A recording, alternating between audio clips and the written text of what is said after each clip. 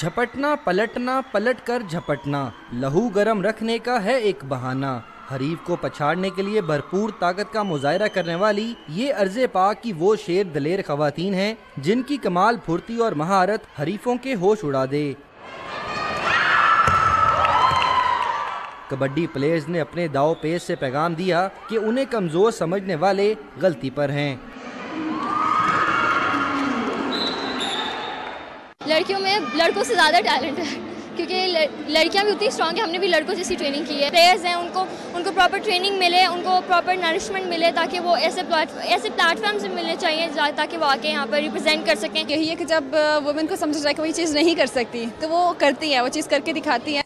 कांटेदार मुकाबले के दौरान रवायती अंदाज में कमेंट्री का तड़का इस सकाफती खेल को चार चांद लगा देता है। पंजाब दी मेरी धरती मेरा मान है, खेड कबड्डी जान दी जो शोभा बनी मैदान दी।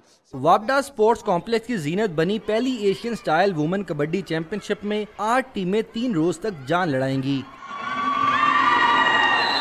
कबड्डी जैसे मुश्किल खेल में खवातीन खिलाड़ियों ने जोर आजमाई करके साबित कर दिखाया कि वो भी किसी से कम नहीं।